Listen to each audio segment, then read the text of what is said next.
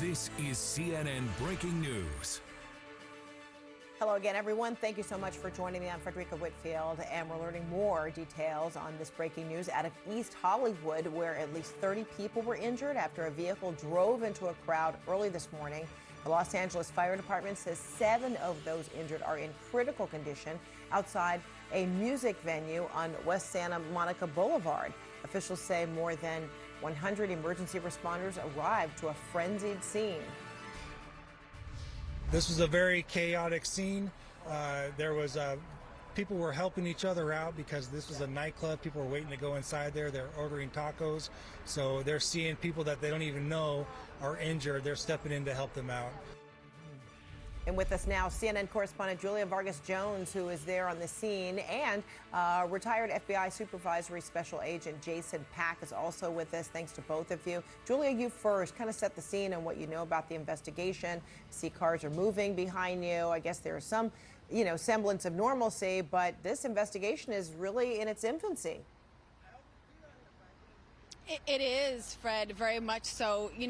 This is a part of Los Angeles. It's very central, and it's not a part that you would see violence. Now, we are piecing together some more details that we're hearing from the Los Angeles Police Department. One of them is that after this man rammed into the crowd and was taken out, and we can see that in some video that CNN has reviewed, we see this man being pulled out of a vehicle by the crowd. There's a fight that ensues. Eventually, someone pulls out a weapon, a gun, and shoots him. That suspect of the shooting is still at large.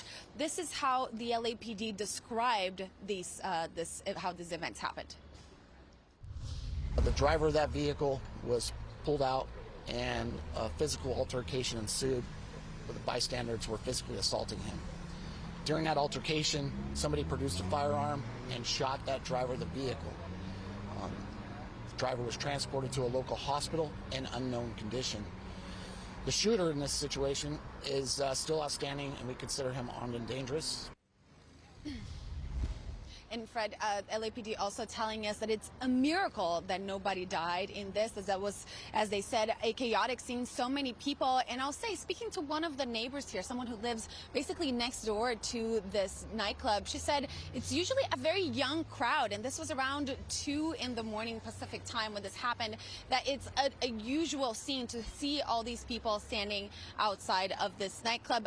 We do have reporting as well, though, from CNN's John Miller, that at this point there's no indication that aside from the impaired state of that driver that the authorities say was intoxicated, that there was any connection with terrorism or any further criminal intent here, Fred. So still trying to understand what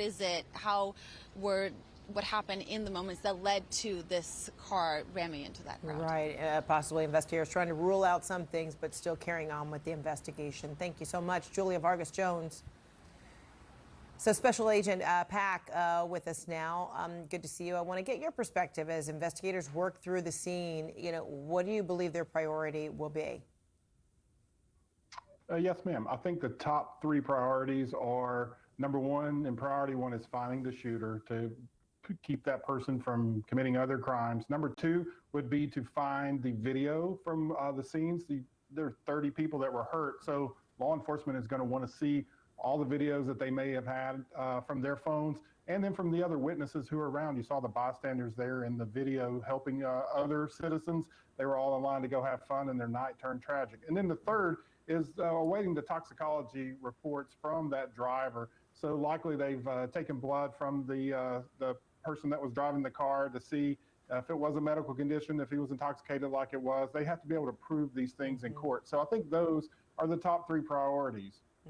On the issue of like the cell phone video, you mentioned all the people always pull out their phones and document stuff. How will investigators go about either requesting, collecting that kind of data? They have a couple of ways of doing that. One is just a good old-fashioned police detective work, and that's going door to door, and that's going door to door to those businesses too, those security cameras, in addition to the phones that the patrons may have had.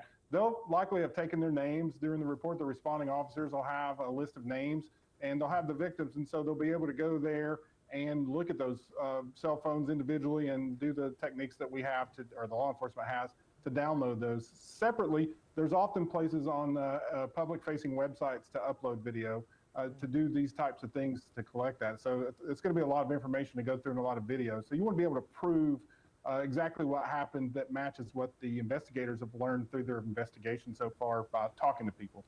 The use of that video, is that going to be a primary tool in trying to zero in on the identity of the gunman? Yes, ma'am. That's exactly right. We see this in lots of cases, like when that happened in front of the public. We need to be able to see every angle, and now that everybody has a phone, it becomes a little bit more easy to do when people are out there recording all the time. So it's going to be a matter of getting that break and that right piece of video to match the suspect descriptions that LAPD, you heard the PIO there put the description out in your piece before with Julia. So you're going to match that description to the video, and then that'll lead you down the road to be able to backtrack and use security camera videos from businesses around and just follow that person camera to camera and frame by frame to put an identity with the face. There seems to have been an awful lot of activity surrounding this, collection of incidents. Will the bystanders who pulled the driver from his car potentially face charges? Well, that's a great question, and I think it's going to depend on what they were able to prove through this evidence that they're collecting. Certainly, from what we know now, and again, information preliminarily always is subject to change as the facts are learned and developed, but it looks like it was a bit of street justice. It seems like the folks were mad that the person rammed through the crowd of people, injuring those folks, and they took matters into their own hand in the vigilante justice type thing. So we're going to have to wait and see, but it certainly is a possibility, particularly for the person who pulled the trigger. Yeah. All right. Special Agent Jason Pack, thanks so much. Thank you, ma'am. All right. We're also